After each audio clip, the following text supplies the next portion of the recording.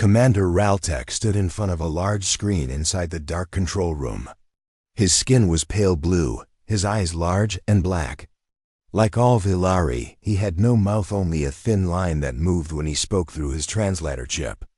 The air around him buzzed with quiet tension. His team had been watching Earth for many years, but now something was different. "Focus the scanner," Raltek ordered. Sector 43, coordinates matched to the latest human signal. His assistant, a young Villari technician named Zeke, tapped the controls. The screen changed. Static flickered, then cleared. What they saw made the room go silent. A war zone. Dust, smoke, and fire covered the land.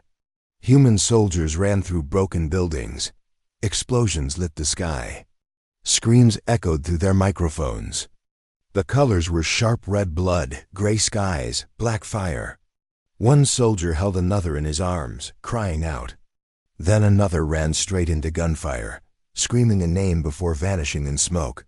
Zeke took a step back. "Is this current footage?" Raltek nodded slowly. "Yes, this is live." The Council's debate. The Villari had been watching Earth for over 60 years. At first, humans were nothing but animals to them, wild, uncontrolled. But with time, they saw growth. Cities, space programs, machines, and communication systems. The Villari Council decided Earth was still too young to contact. But Raltek had always argued otherwise. "Commander," Zeke asked carefully, "why are they doing this?" "They are not fighting another species. They are killing their own." Raltek didn't answer at first.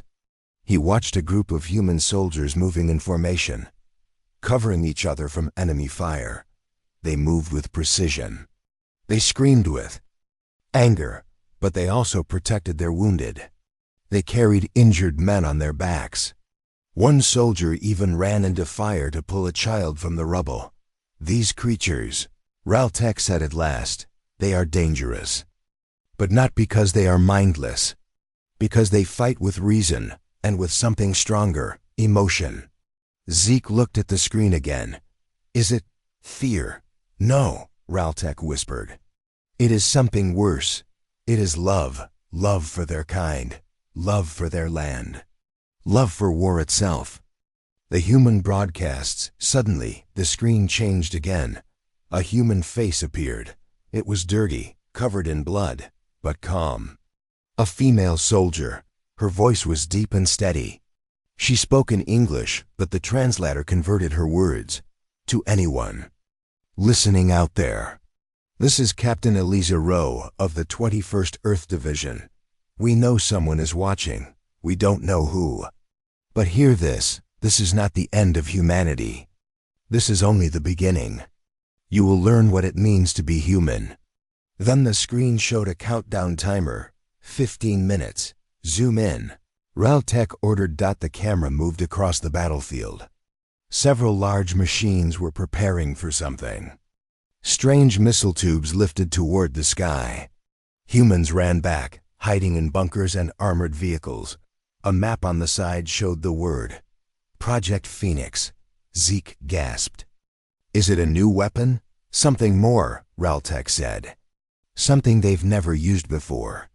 Reactions across the stars. The Villari Council met in an emergency session.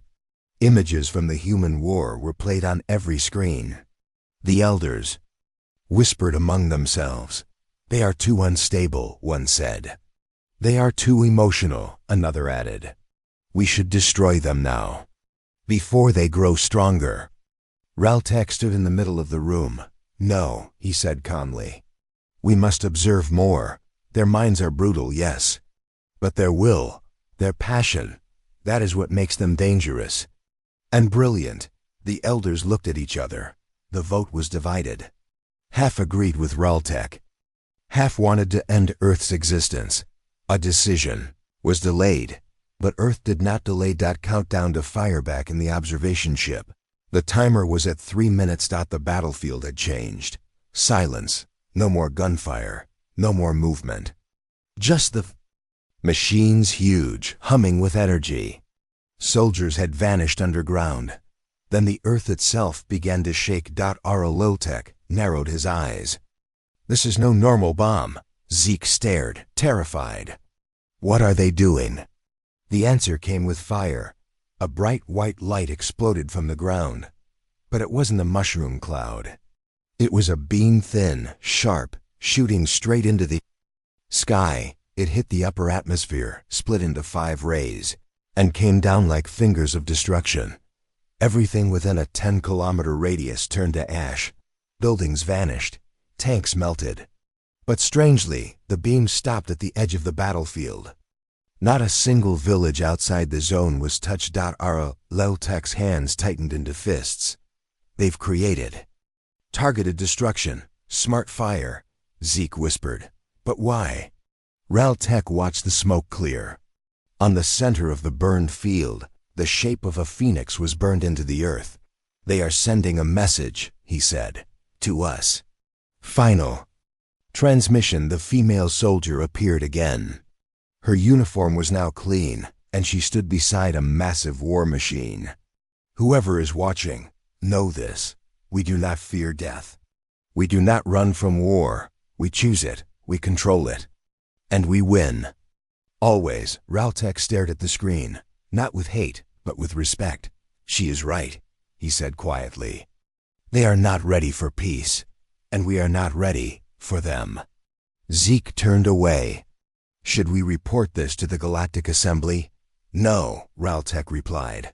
Not yet. We watch, we learn. And we hope we never face them in battle. The screen faded to black, but one last message blinked on the bottom corner. Next phase begins, 48 hours. Commander Liltek sat alone in his observation chamber. The lights were low. The screen in front of him was dark, but his mind was full of noise, echoes of fire, screams, and the voice of the human soldier. We do not fear death. We choose it. He had watched many species over his years. Some were peaceful, some were smart, a few were violent. But none had ever scared him like the humans did now, the weapon they used.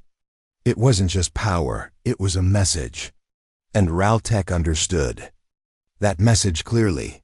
We know you're watching. A signal from deep space. Just then, Zeke rushed into the room. Commander, we've picked up something. Liltek turned. What is it? Zeke's hands shook as he handed over a data chip. It's a hidden signal, not from Earth, but from one of our own satellites near Jupiter. It caught something, another human weapon test. Liltek plugged in the chip. The screen blinked. Then a video started to play. The image showed deep space quiet, cold, endless. Suddenly, a black object moved across the screen. Fast, silent. It didn't fly like a ship. It shifted like it was folding space around it. Then it disappeared. Then boom, a flash of light exploded from nowhere. A massive asteroid broke into pieces.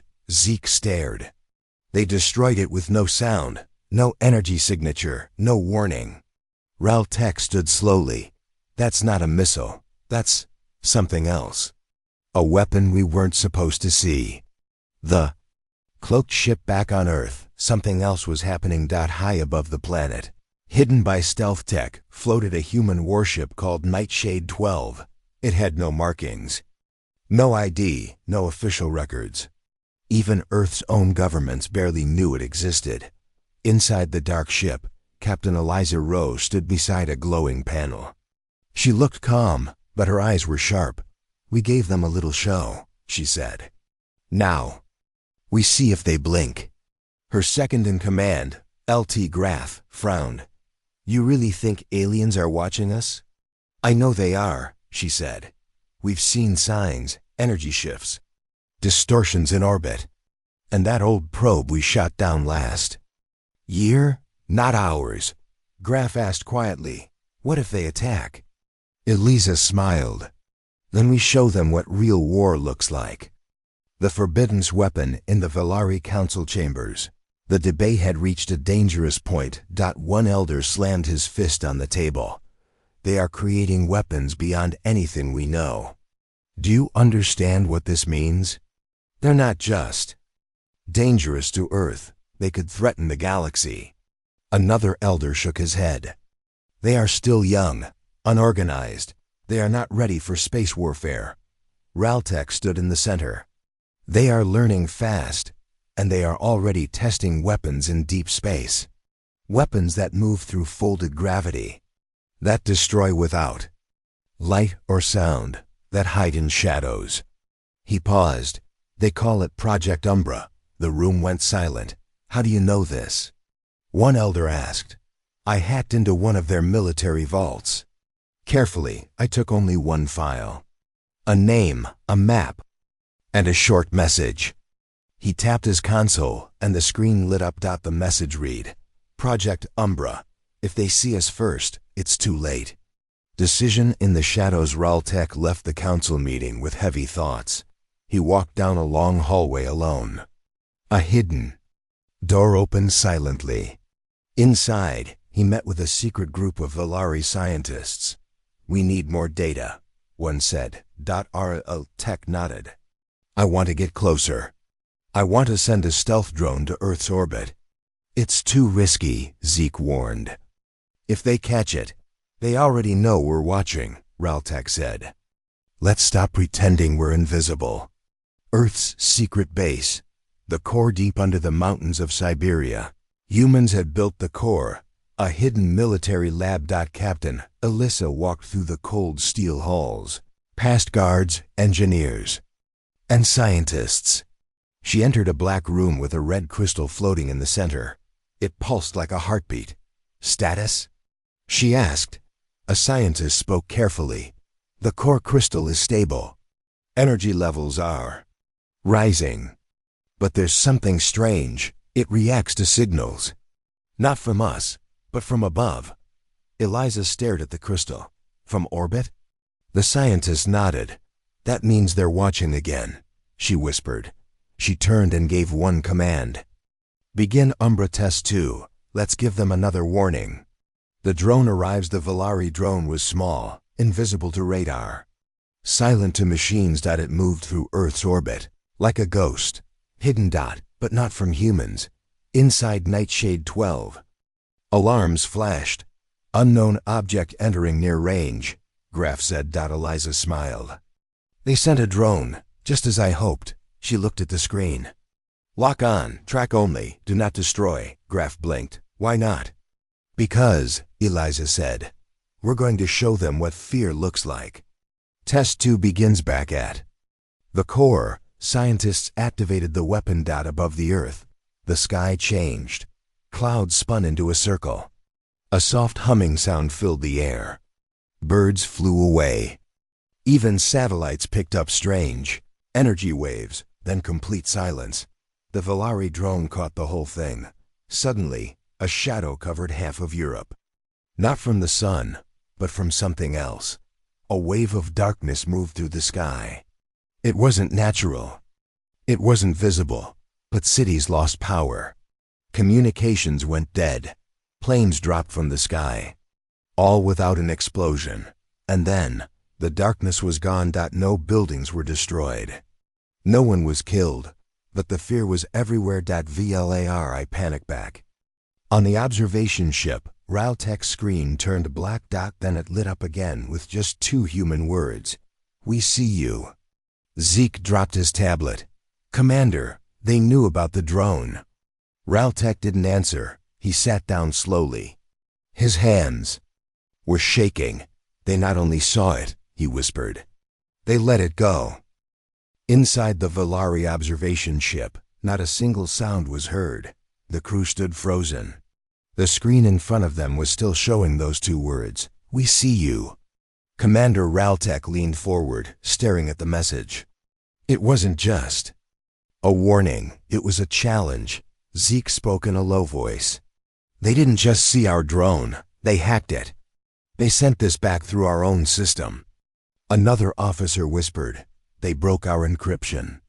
That shouldn't be possible. Raltek didn't speak for a moment.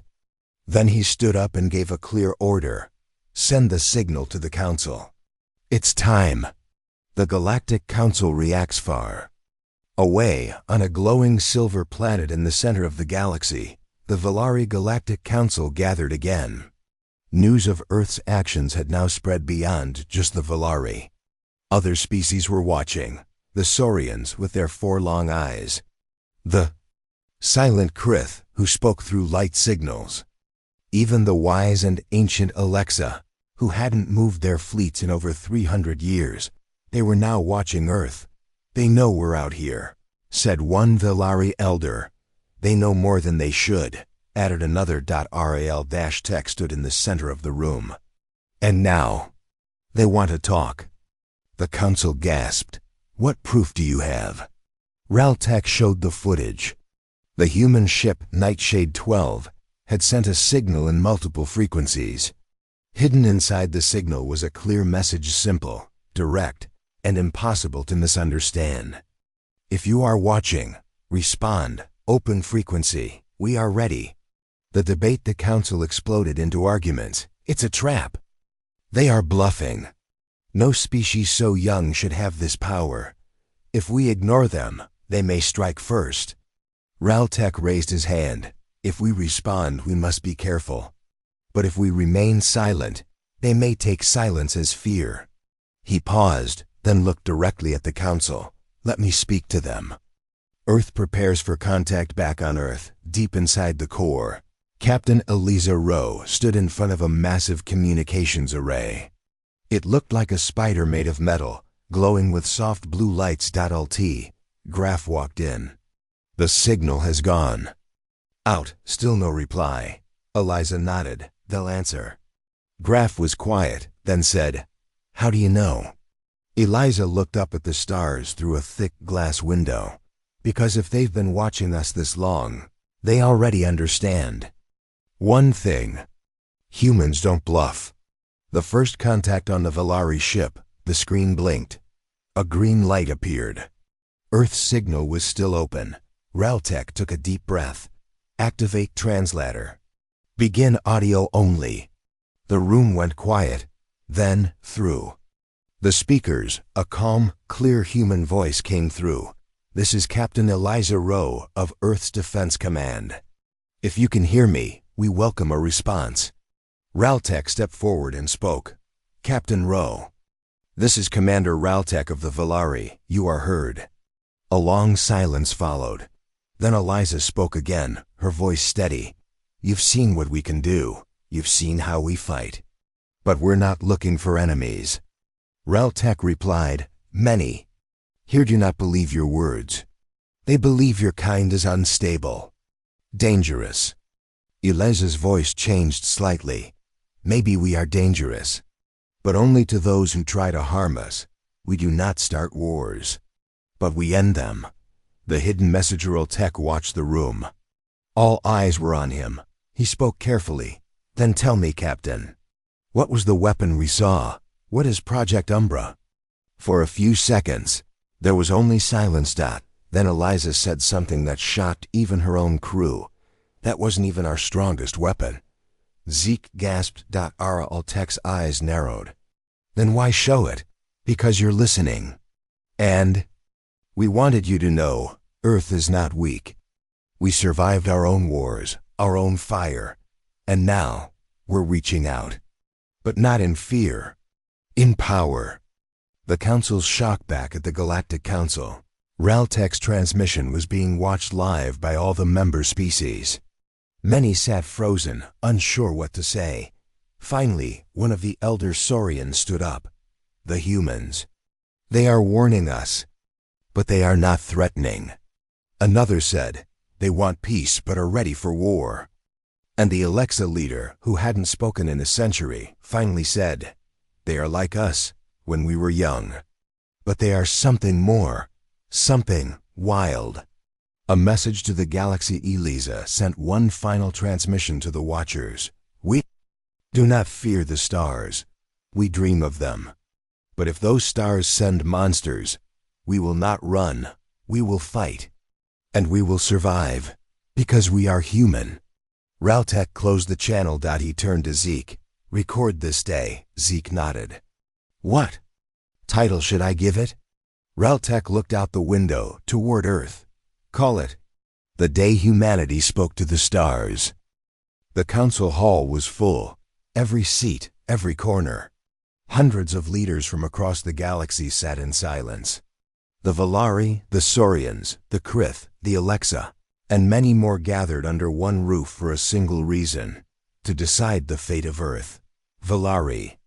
Commander Raltek stood in the center. His face was calm, but his heart was heavy. Humans have made contact, he said. They've shown power, yes, but also reason. This is not a species looking for war, but they are not afraid of it. An elder from the Krith interrupted. Their weapons are beyond their age. Their minds are filled with chaos. They are unstable. Another elder, this one from the insect-like Zathari, clicked angrily. They are spreading fast. If we wait, they will become unstoppable. And from the far side of the room, a deep voice growled, "We vote now." The accusation at tall Saurian stood. His 4 eyes blinked slowly. "I submit evidence," he said. Evidence of human aggression.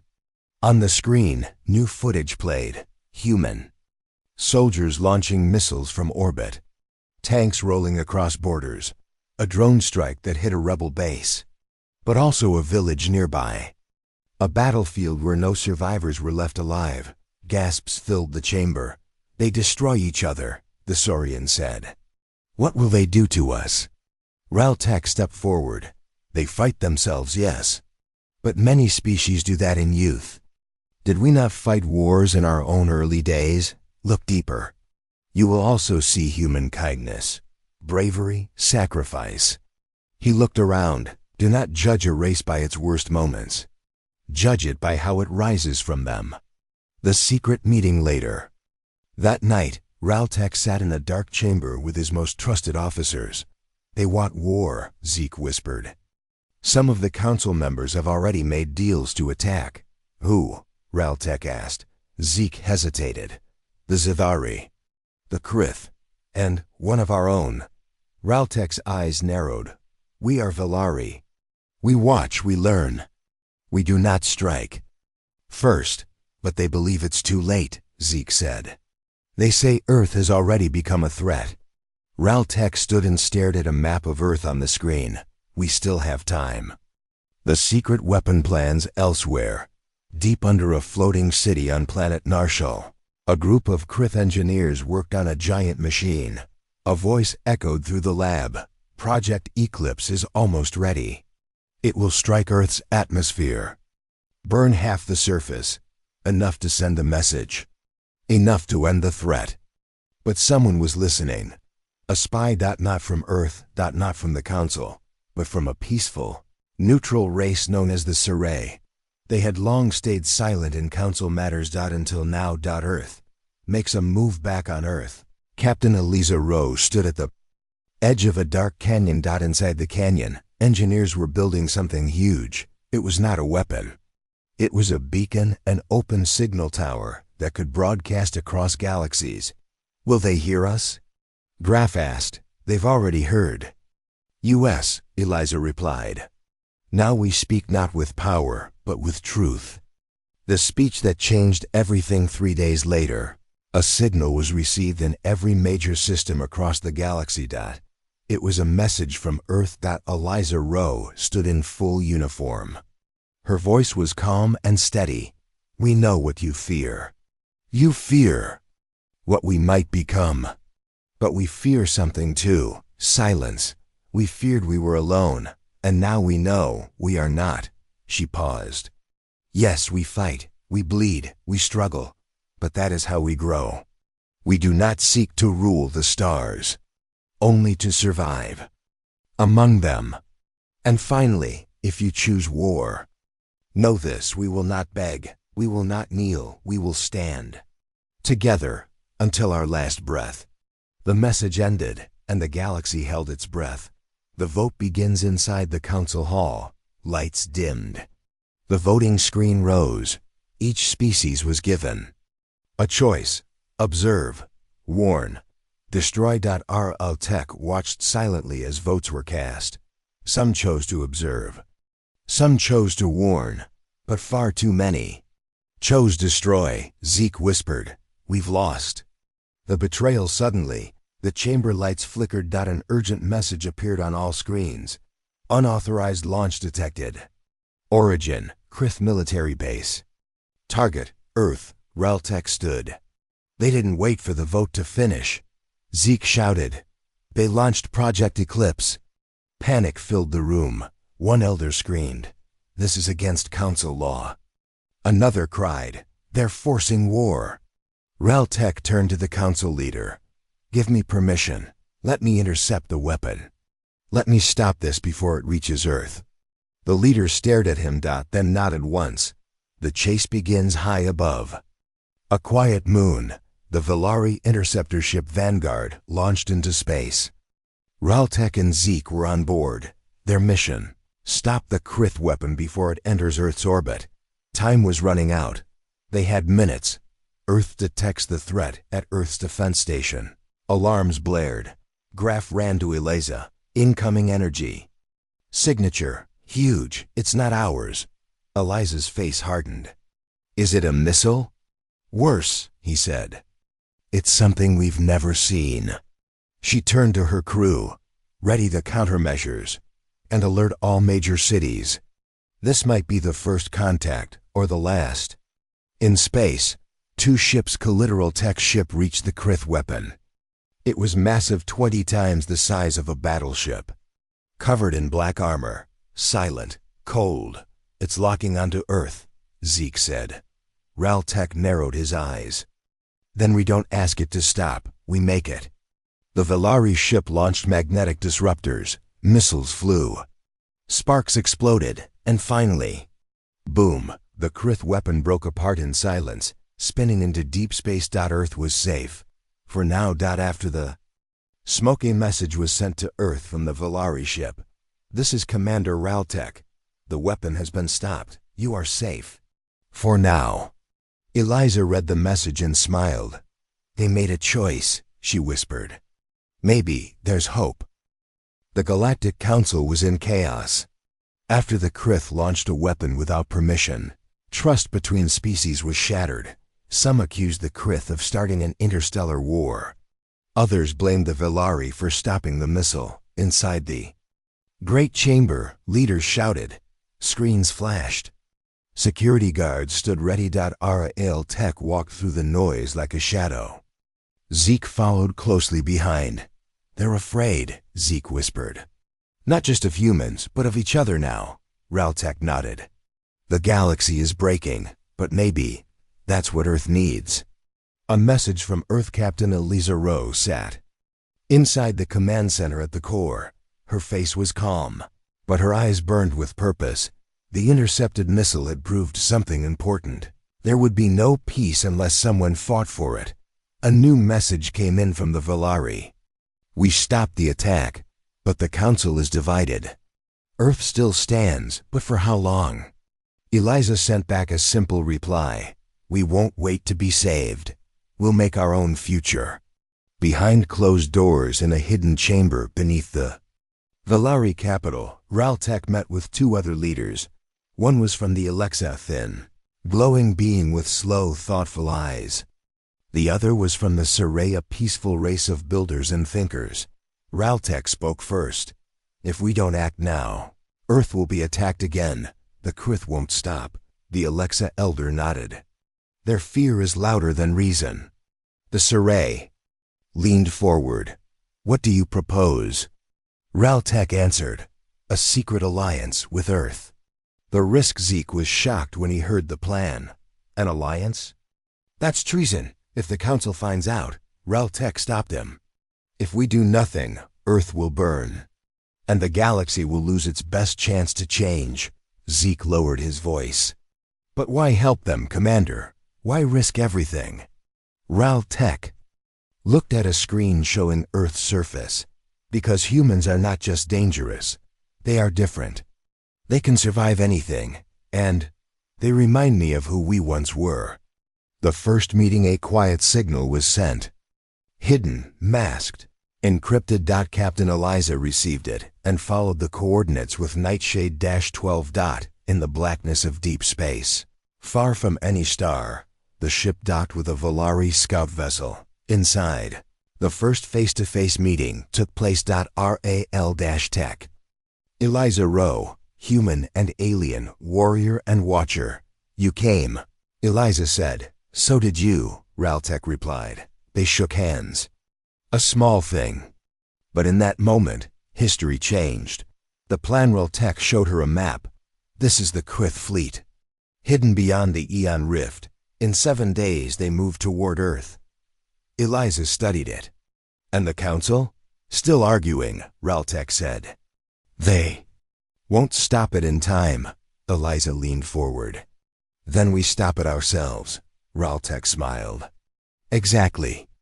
Operation Night Thorn. The plan was risky. Earth would secretly work with the Volari, the Alexa, and the Saray to build a defense wall in space. Not a weapon. A net built from stealth satellites, gravity traps and pulse barriers. If the Krith moved forward, they'd be caught, not killed. Just stopped. Peacefully if possible, but only if it worked. Out in the darkness back on Earth, Graf argued with Eliza. This is madness. We're trusting aliens who once watched us like lab animals. Eliza didn't raise her voice. They chose to help us. That means something. Graf shook his head. And what if it's a trick? Eliza looked at him. Then we fight like we always have. With or without them. The construction night after night, secret workers from 3 worlds placed thousands of devices in orbit. Gravity fields, cloaking satellites, signal D, ISRUPTO, RS. It was slow. Quiet work. And always in danger. Because if the Krith found out, it would be war. Betrayal in the shadows. One night, as Zeke monitored communications, he noticed something strange. A small leak. A signal sent out. Commander, he said urgently. Someone's watching us, listening, from inside the Council. Rel-Tech's face darkened. Then we have even less time than we thought. The trap is set by day 6. The defense net was finished. Eliza stood aboard Nightshade 12, looking out into space. Rel-Tech's voice came through the channel. They'll be here in 20 hours. Eliza nodded. Let's show them Earth is not alone. The Krith attack at the edge of the solar system. Space tore open. 20 Krith ships entered silently. Their weapons were charged. Their orders were clear. Destroy Earth's orbital defense. Begin the invasion. But the moment they moved, snap. First ship was caught in a gravity net. Boom. The second lost power as a signal disruptor. Fried its systems. Flash. A Saray pulse wall blocked their path. Panic filled the Krith fleet. We're trapped. It's a web. We can't move. From the shadows, Eliza's voice came through their own system. You came hunting a planet.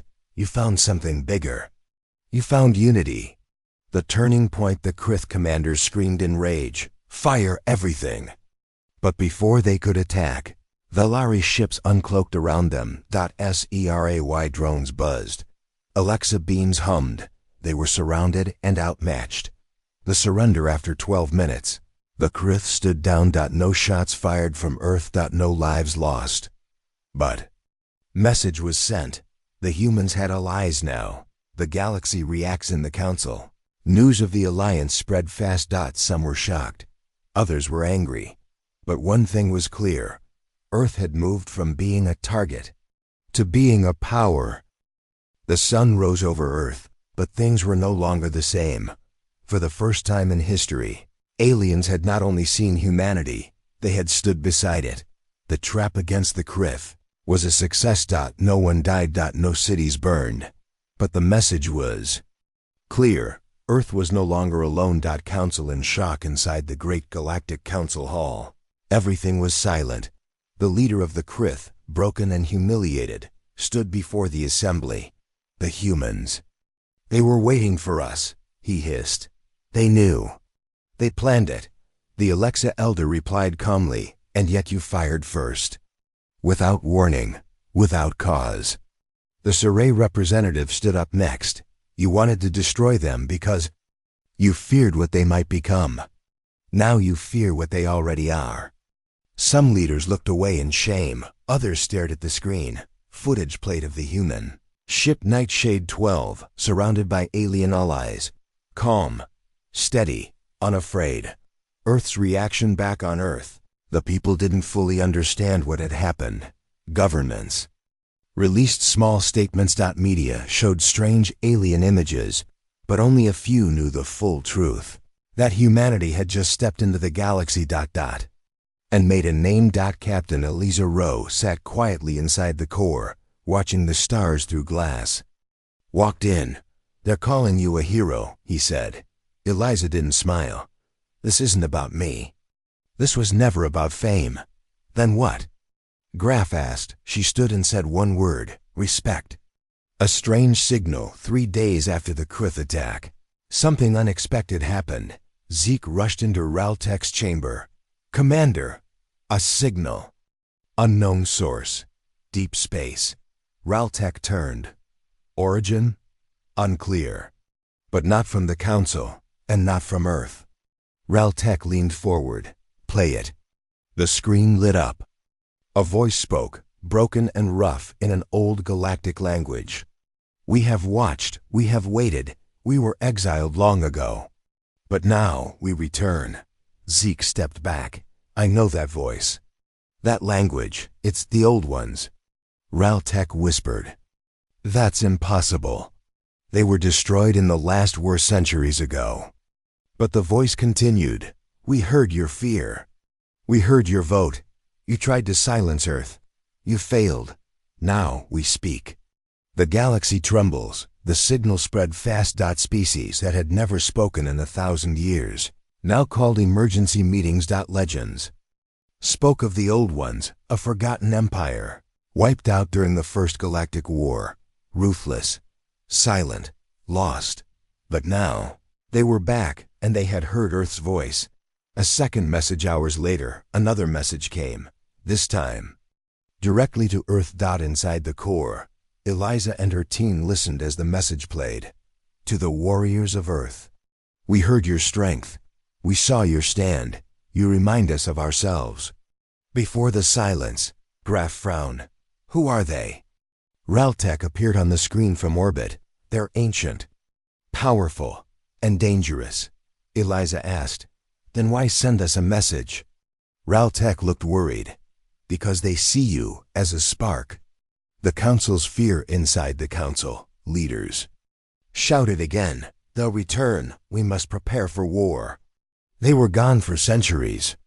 They come now because of Earth. Raltek stood and spoke loud and clear. No, they come because they saw something familiar. Not in Earth's weapons, but in its will. The room grew quiet. Raltek continued. They were defeated long ago, but not by fire. Not by fleets. They were defeated by arrogance. They ruled without mercy. And it destroyed them. He paused. And now, they see Earth rising. Not through conquest, but through unity. A secret conversation later that night. Eliza received a private call from the Alexa Elder. You must be careful, the Elder said. The old ones are watching you. Some may come as allies. Others not. Eliza nodded. Why now? Because for the first time, the Alexa said, the galaxy listened. And changed. They fear what you might be. But the old ones, they hope you are. A message of her own. Eliza stood before Earth's new interstellar beacon. Cameras and drones circled her. She took a breath and spoke, not just to one species, but to all of them. We didn't ask for this war. We didn't start it, but when it came, we stood. We do not claim to be perfect. We have hurt each other. We have struggled. But every time we fall, we rise stronger. To those who fear us, watch us. To those who hate us, try us. And to those who listen, join us. She looked straight into the camera. Because Earth is not just one planet. We are an idea, and ideas never die. In the shadows of deep space far beyond the stars, a massive ship floated silently. inside, an ancient figure watched the human message. Its body was armor and bone. Its eyes burned with memory. A soft smile appeared. So, the fire still lives, it whispered. Then it turned to a council of shadows. The humans have spoken. And now, we answer. In a quiet part of the galaxy, where no life had been seen in thousands of years, a star suddenly flashed blue. Not from age, not from nature, but from a signal. The Volari picked it up first, then the SERAY dot, then Earth dot. It wasn't random dot. It was a call. Raltek stood silently, staring at the screen. Zeke, his loyal aide, leaned forward. That star, wasn't it dead? It was, Raltek said. Now it's awake. Earth's silence breaks at the core. Captain Eliza Rowe was already reading the signal. The pattern was ancient, far older than Earth's languages. But her team translated the meaning. Just 5 words. We are coming. Prepare well. Graf looked nervous.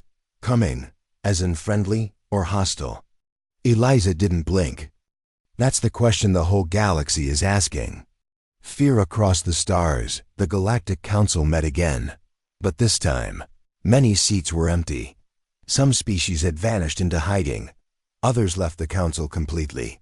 Some even started building giant defense walls around their systems. We're not ready, whispered one Saurian.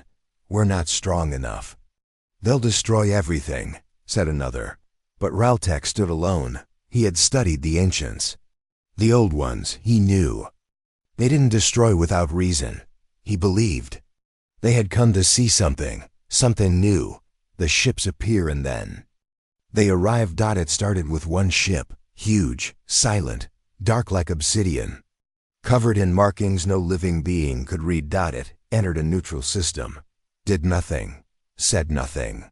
Then 10 more appeared. Then 20. Each one moved into a different part of the galaxy, close to worlds, but not touching them.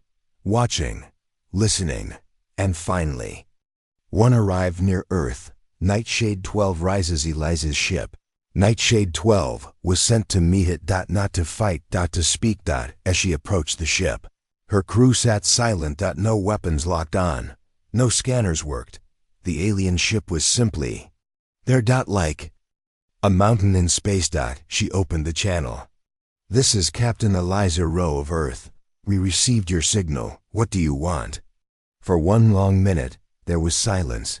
Then the ship responded. A deep, layered voice echoed across all channels. To see if the flame still lives. The test begins suddenly. Eliza's ship systems flickered. Her crew gasped. Screens showed flashes, not of battle but of Earth's past.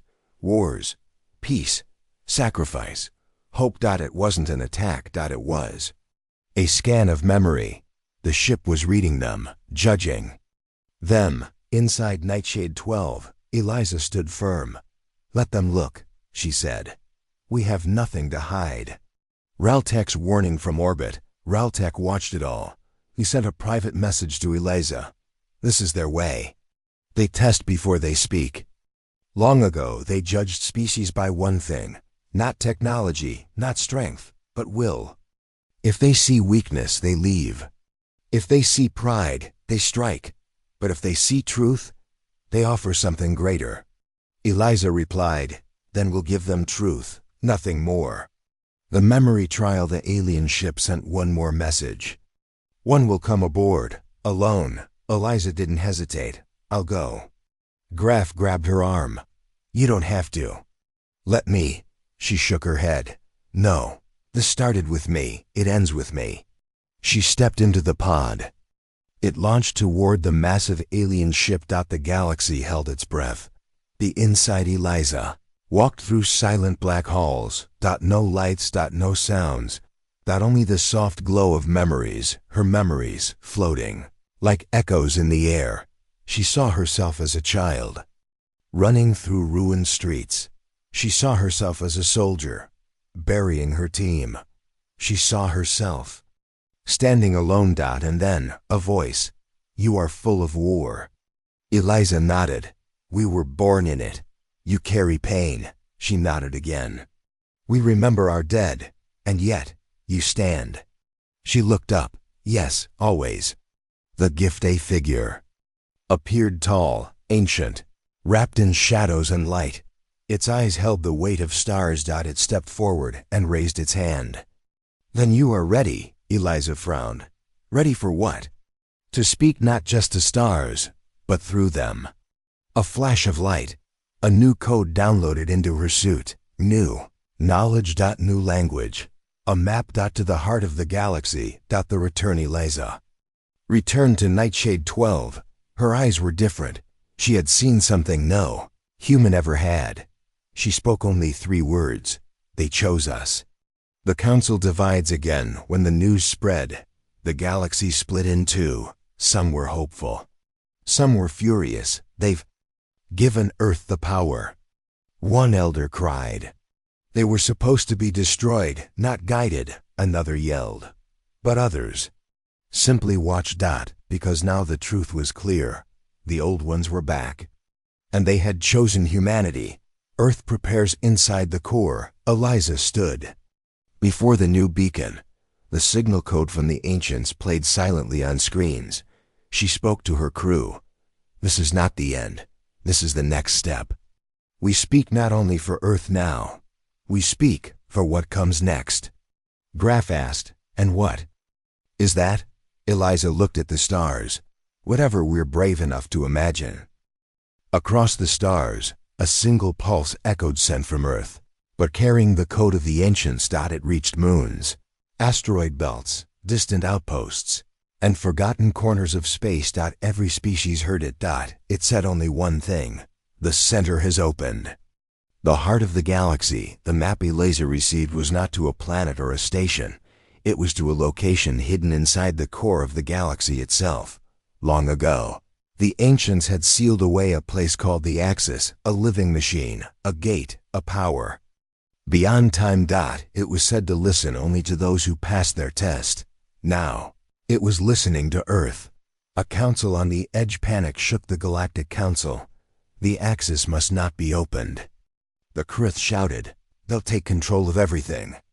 Yelled the Zethari. But Raltek stood tall. You tried to destroy them. They stood. The ancients tested them. They passed. Now they carry what we never could. Choice. Zeke added. Quietly, they don't seek control. They seek understanding. But fear was louder than truth. Several species left the council. Others prepared for war. Earth's decision inside the core. Eliza stared at the Axis map. Her command room was silent. Her crew watched her, waiting. Graf spoke first. If we go, there's no turning back. I know, Eliza said. We'll be the first humans to step into the galaxy's oldest secret. I know that too. Graf looked at her carefully. So, what do we do? Eliza smiled faintly. We go forward, together. The journey begins. A fleet was formed, not for battle, but for discovery. Nightshade 12 led the way, followed by Velari observers, Surrey scholars, and a single Elexa ship that glowed like moonlight. Through black space, they flew toward the galactic core, toward the Axis. The gate opens. When they arrived, nothing was visible at first. Just silence. A black void. Then a light, a ring of ancient symbols. A pulse that spoke not in words, but in memory. Every being on every ship saw the same vision. Worlds burning, species falling, and one planet, Earth, standing tall in the fire. The Axis spoke. One race stood when all others feared. One race chose unity over hate. One race now holds the key. The light opened. And the gate unfolded. Inside the Axis. Eliza stepped through first. No gravity. No sound. Only endless space filled with swirling stars. And machines. Not machines of metal, but machines of time, of light, of forgotten purpose. She walked forward. The Axis did not speak. Again, but it listened. She placed her hand on the core panel. Her voice was calm. We do not come to rule. We do not come to erase. We come to learn and protect. Then the axis pulsed once and changed forever. The gift back on Earth, across all human systems. Every screen lit up. Code flooded in. But not just technology. Knowledge. Maps, history of forgotten species, medical cures, faster travel, clean energy, 1,000 years of answers in seconds. Earth didn't gain a weapon. It gained a future. The response. Some races celebrated. Others prepared for war. But Earth sent a message to them all. This power is not ours alone. Come share it. Learn from it.